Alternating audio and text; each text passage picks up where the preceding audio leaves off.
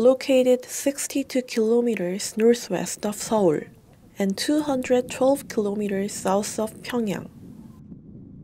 Panmunjom is where the armistice agreement for the Korean War was signed on July 27, 1953.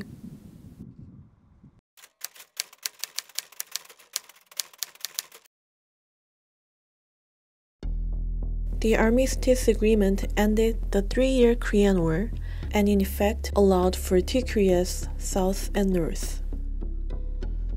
And this year marks the 70th anniversary of the signing of the armistice.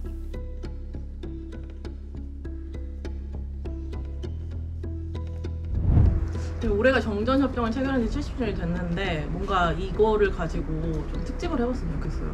아, 대사님들이랑요? 그쵸? 한국 전쟁에 참전한 국가들이 많잖아요. 맞아요. 남한 지원한 국가만 20개가 넘는 걸로 알고 있는데 북한 지원한 국가들도 있고. 찾아보니까 남한 지원국이 22개, 북한 지원국이 8개라고 나오네요. 근데 제일 궁금한 게 사실 다른 나라 전쟁터에 자국 국민들을 보낸다는 게 쉬운 일은 아니잖아요. 그렇죠. 그러니까 저는 참여국들이 왜 그런 결정을 내렸는지가 되게 궁금하더라고요. 그리고 그 국가들이 당시에 어떤 상황에 놓여 있었는지도 되게 궁금하고. 70년 전이면 되게 세계적으로도 좀 혼란스러운 상황이기도 했으니까. Right.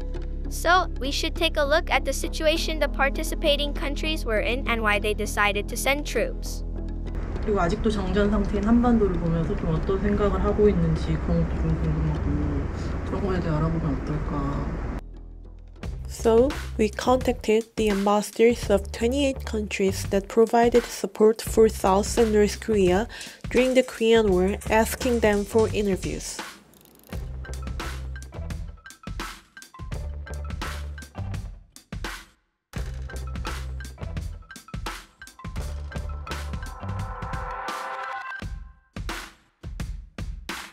What kind of stories will the ambassadors of countries that participate in the Korean War tell us?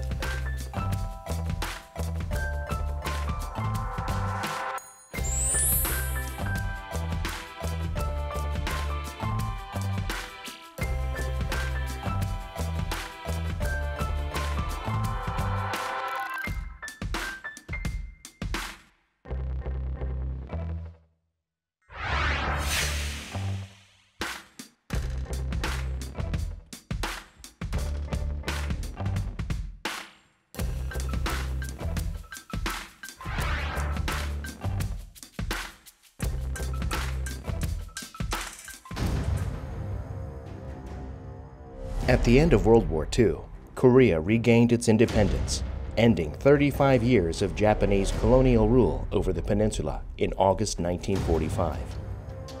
The Allies set up the Korean Peninsula as a divided zone of occupation, like the defeated nations, with Soviet troops stationed north of the 38th parallel and U.S. troops stationed in the south. In 1948, separate governments were established in South and North Korea. North Korea's Kim Il-sung, who wanted to communize the Korean Peninsula by force, traveled to the Soviet Union and China in 1949 to discuss plans for an armed invasion to the south. With the Soviet Union successfully testing a nuclear weapon in August 1949 and the start of China's communist government in October 1949, Kim Il-sung again approached Stalin with a plan to invade the south.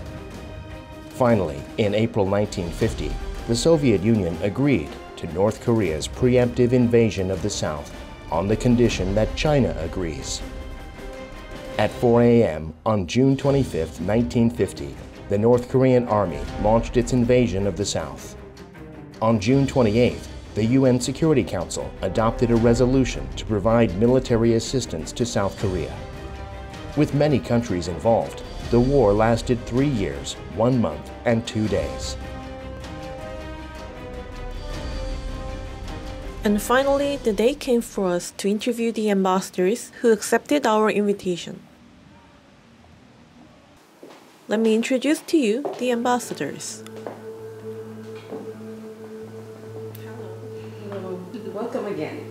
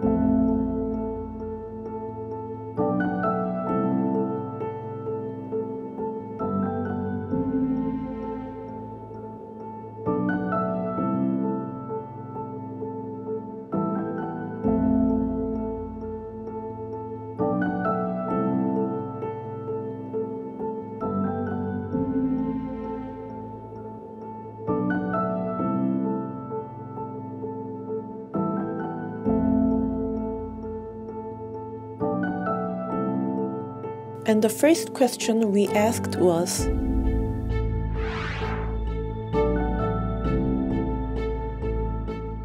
1950. Europe is coming out of the Second World War. Denmark had been hit, but not hardly, not as hard as some other countries. And we were still suffering from rations, and things were being rationed because we were in a post-war situation. We had unemployment, economic crisis, shortages. That was the situation. And a new emerging fear of, oh no, we're going to get at it again, war. At the outbreak of the Korean War, Norway experienced a period of post-war reconstruction. And internationally, Norway was already a very strong supporter of the multilateral cooperation and became one of the founding members of the United Nations. And also the first Secretary General of the UN was a Norwegian, Mr. Trygve Lie. And he played an important role at the outbreak of the Korean War, mobilizing support from the UN member countries. We were coming out of from the Second World War, which we were a defeated country, since Italy, before the Second World War, was under the fascism dictatorship and decided to side with Germany and Japan. So 1950 was a time of reconstruction. We were rebuilding our democracy. Just in 1946, we had decided to become a republic and not anymore a monarchy. Germany, which had to pay reparations as a result of losing World War I, and Japan, which had invaded Manchuria, declared their withdrawal from the League of Nations in 1933. In 1936, Germany and Japan signed an anti-Comintern pact, and in 1937, Italy joined the pact. After this, a tripartite coalition called the Axis Powers was formed. Threatened with aggression by the Axis Powers, Britain, France, and the Soviet Union formed an alliance. Meanwhile, the United States condemned Japan's acts of aggression, reducing trade and applying economic pressure. World War II began with Germany, having signed a non-aggression pact with the Soviet Union, invading Poland in September 1939, and Britain and France immediately declaring war on Germany. The war escalated globally when Japan attacked Pearl Harbor in the US in 1941. However, unable to withstand the Allied forces' full-out attack, Germany surrendered on May 1945. After the successful Allied invasion of Normandy on D-Day in June 1944 and the liberation of Paris in August that year. Japan also surrendered in 1945 after atomic bombs were dropped on Hiroshima and Nagasaki. The war continued until 1945, claiming tens of millions of lives around the world and causing upheaval in all areas, from politics and economy to society and culture. The Philippines was one of the most affected countries during World War II. In fact, the capital city, Manila, which remains our capital to this day, was one of the most heavily devastated cities in the world. A lot of the efforts of the government then was devoted to, to building the country back up again. The situation in our country is a little bit different from other African countries, because Ethiopia is one of the independent countries in Africa at that time, and Ethiopia is uniquely one of the countries in Africa symbol of independence for the oppressed one. 돌렸어요? I wondered what the situation was like for countries that were in the other side. Okay, so what was the political and economic situation like in your country at the time of the Korean War? Like elsewhere in Europe, the economic situation was difficult after the war. In 1945, Bulgaria was occupied by the Soviet army and the communist regime was installed. In the beginning of the 50s, actually, already we had a Stalinist-style government in power. During World War II, the US and USSR became temporary allies. They formed an alliance with Britain and France to defeat their common enemy, Germany, and succeeded in winning World War II. Afterwards, the US and USSR became the superpowers that shaped the post-war international order. However, the Cold War began in earnest with the temporary alliance between the US and USSR breaking down. After the end of World War II, anti-communist sentiment and wariness of the Soviet Union was revived in the US. The Soviet Union also sensed a change in US attitude and took an aggressive stance. Amid these changes, in March 1947, the U.S. announced the Truman Doctrine, which openly declared aid to countries fighting communism. Against this, in September 1947, General Andrei Zhdanov, the second-in-command of the Soviet regime, presented the two camps theory. He divided the world into U.S.-led imperialism and Soviet-led anti-imperialism, and proclaimed that the role of communists was to wage an ideological war against U.S. imperialism. With this, the Cold War began in earnest. The whole world was under the influence of the Cold War. I wondered how countries would have responded and reacted to it. So what was your country's position on the Cold War? At that time in Europe, we were living with the strong presence and the threatening presence of the Soviet Union. We were siding definitely with the West. In 1949 we became a member of NATO, but the international scenario was a scenario of deep division, of Cold War. In the case of the Philippines initially, the Philippine government under then President Elpidio Quirino was more inclined towards adopting a neutral stance. We did not want to provoke any possible actions or reactions from the USSR and China on the one hand, but we also had to maintain our close partnership and friendship with the United States. It's a long historic alliance, and also one of the justifications at that time was that this was a period where the Philippines had to focus on its own domestic concerns. Its position in the Cold War is more or less that of it's not intervening for the internal affairs of the countries. Mm-hmm. So struggling to take a position of such neutrality and also giving a priority for the countries to maintain its sovereignty and independence. During the World War II, we were sided with the Western world. And right after the World War II, Soviet Union had some claims over certain parts of Turkey. So we were feeling very much pressure from the communist regime. And that actually makes us more move toward the Western world and NATO. NATO was just about forming during that period. At the same time, at the Korean Peninsula, there was a communist threat, and my country were feeling the same threat from the communism. The Korean Peninsula is one of the regions that most directly and deeply experienced the effects of the Cold War. After Korea gained its independence in 1945, the U.S. military was temporarily stationed in the south of the 38th parallel, and the Soviet Union was stationed in the north. Until 1946, the United States and the Soviet Union, through the United States-Soviet Joint Commission, tried to establish an independent and democratic, unified government. But the situation changed when the Cold War began in earnest in 1947. In September 1947, the U.S. presented the question of Korean unification to the United Nations. But because of objections by North Korea and the Soviet Union, general elections were held only in South Korea under UN supervision in May 1948.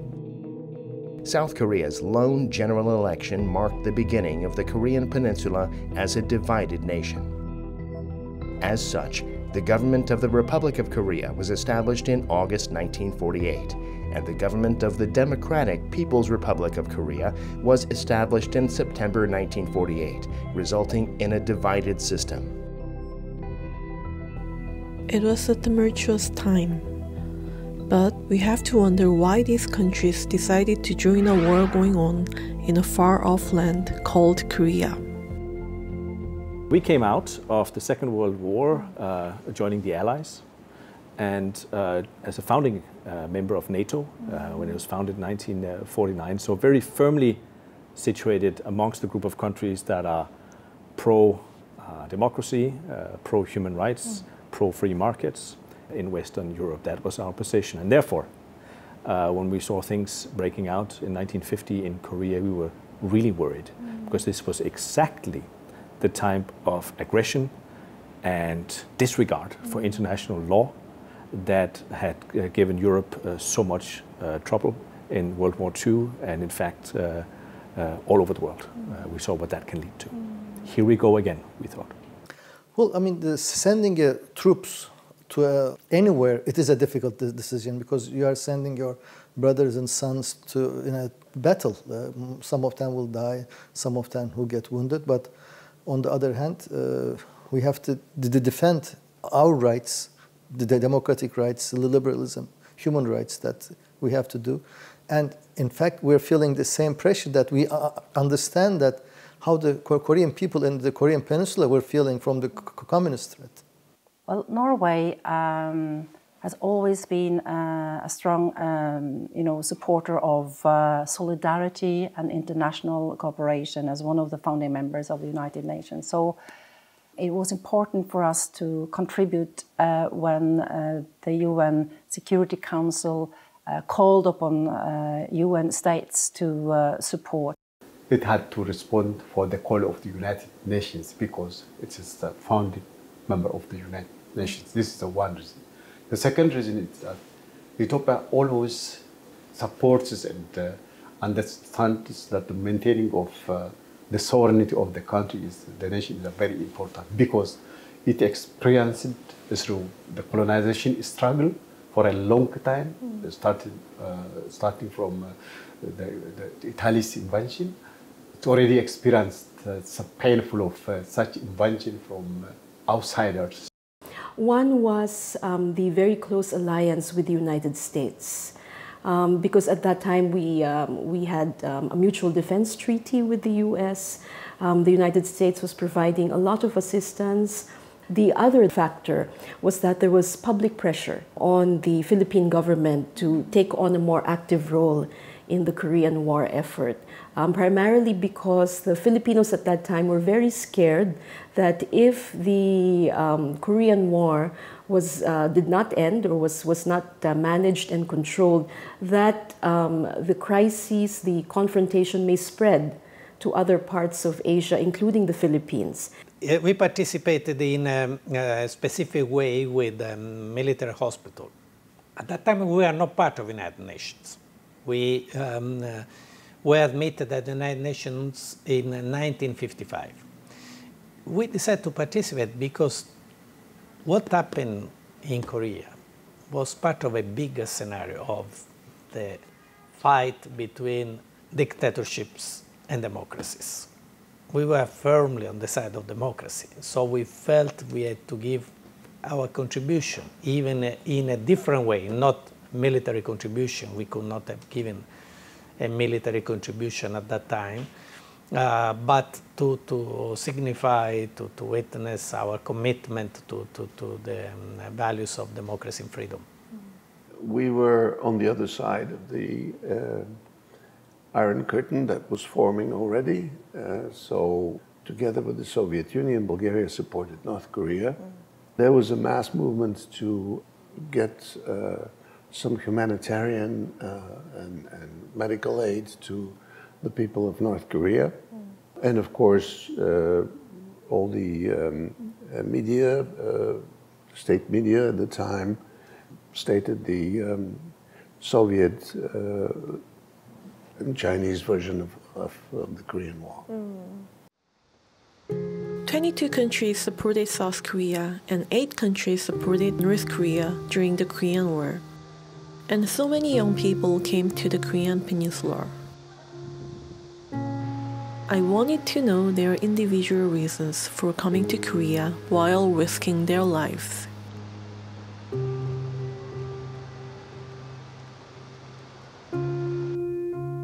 So I decided to meet a special person that would tell me about these stories here at the War Memorial.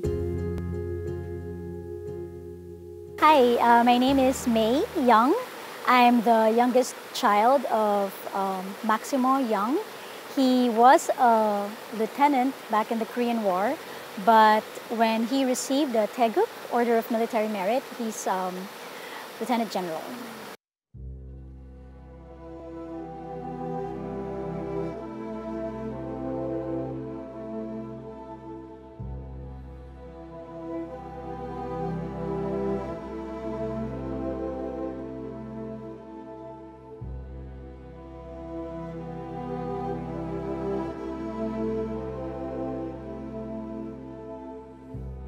Tell us about your father. Did you hear any stories about why he decided to participate in the Korean War? My dad has always been in the military, so you could say that was his career. It was his duty to be in the Korean War.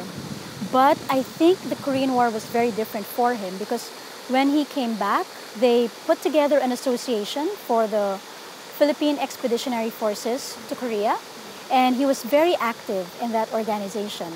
So much so that he was a president for 3 consecutive years recently, before he passed. He would tell us stories about how heartbreaking it was for him to see very young children practically abandoned during the war. And my dad left when my eldest brother was only 1 year old. So I guess he remembered my brother when he saw all of these children. He remembers that when he came here the first time, maybe this was 2 decades, maybe even 3 decades after the Korean War, Korea looked very, very different. I remember he would talk about people having the will to change a nation. And now that I'm studying, I'm very fascinated about how the country really rose from practically zero, ground zero. Then I kind of understood what my dad was talking about.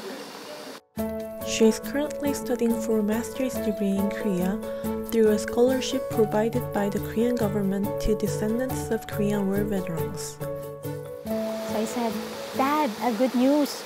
I got another scholarship. So, good. Where is it going to be this time? And I said, Korea. Oh, Korea. Yes, Dad. My dad doesn't show emotion so much, but I think after a while, he kind of realized that it was going to be a great opportunity. And we spoke regularly when I was here. He would always ask, what museums did you go to?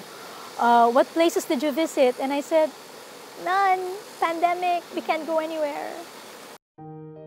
The tragic history of the Korean War was an event that would help Korea and participating countries go on to write new history.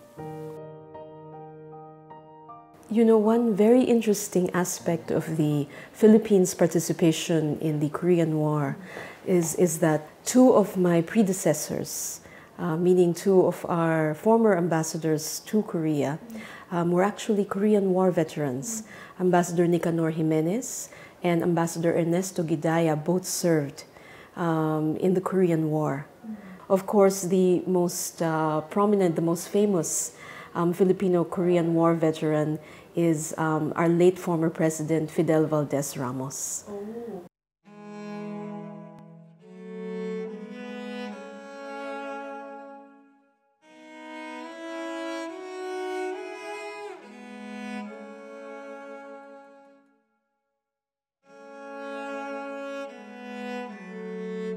We did send a hospital ship. It stayed until 1953. Till the end of the war, I had 3 missions, and it treated more than 10,000 Allied soldiers, Korean civilians, and so forth. But here's the interesting story. All the Danes know about this story. The ship was called Jutlandia, and there are popular songs about this. It really brought the trauma that Korea lived through to the Danish homes. People knew about it, children knows about it.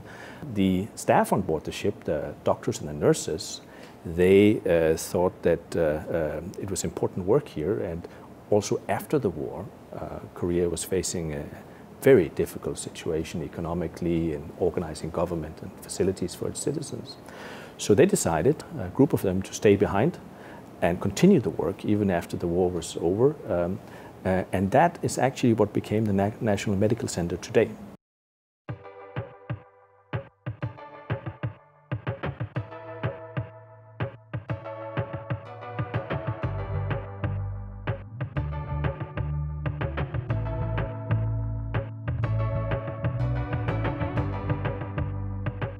Norway supported and decided to support it with a medical mobile hospital called Nurmars.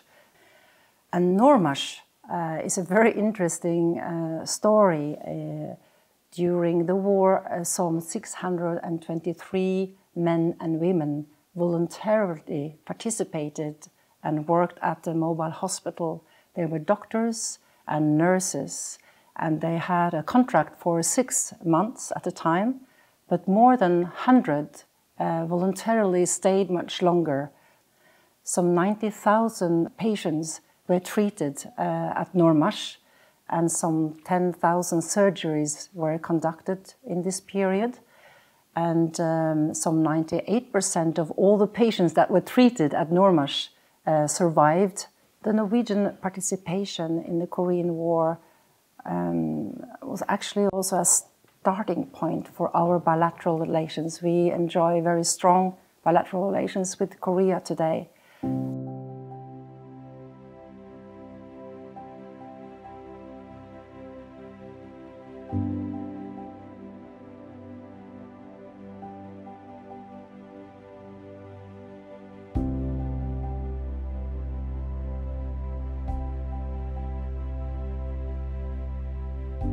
Emperor Haile Selassie decided to send the troop from his own guards and organized the Kanyo Battalion, which is called the Kanyo Battalion, and this Kanyo Battalion is organized from the Royal Guard members and selected, which is selected cautiously. It's possible to say that the Kanyo Battalion was organized such to participate and make a difference in the war. It's just as a pride to be the part of the Korean people and make the Korean sovereignty happen.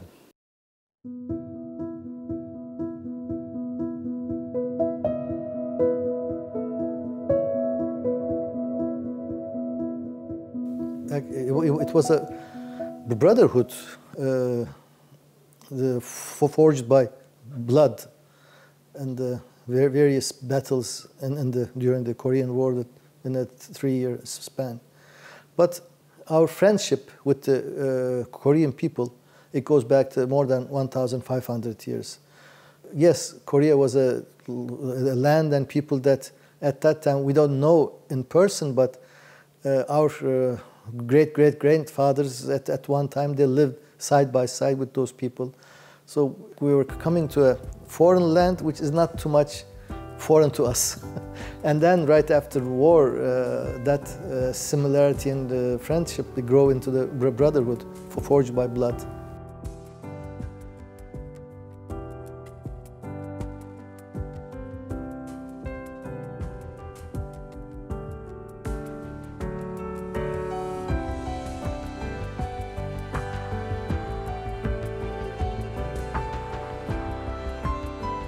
It was quite meaningful because really it was the first mission abroad after the Second World War. It was a mission that had mainly the scope of giving also humanitarian help, our hospital here.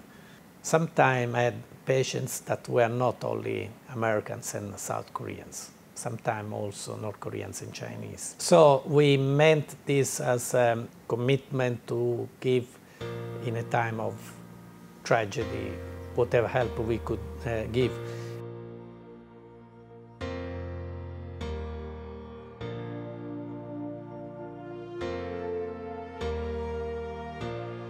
We did send 2 medical brigades, and they established some field hospitals with surgeons. There was another type of humanitarian assistance. In the period between 1952, I think, beginning in 1952, we also accepted a number of orphaned children, somewhere around 500 children, who were given accommodation and schooling. And we also offered some scholarships and accommodation for some 250 Korean students who were also left without a family.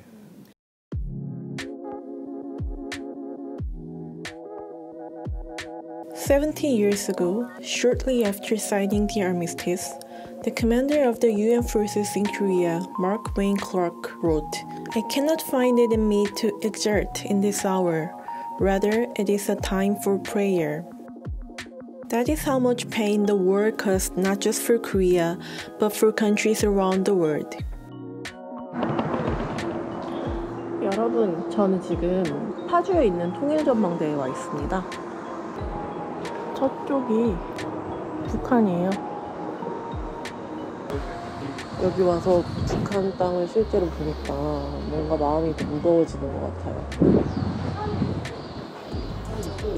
한반도가 전쟁 중단 상태에 놓여 있다는 것도 실감이 더 나고요. Although the fighting that lasted for 3 years is over, the war is still ongoing. It is because we signed an armistice, not a peace treaty. How long will this situation continue? And what do the ambassadors of participating countries think, looking at the Korean Peninsula still in a state of armistice?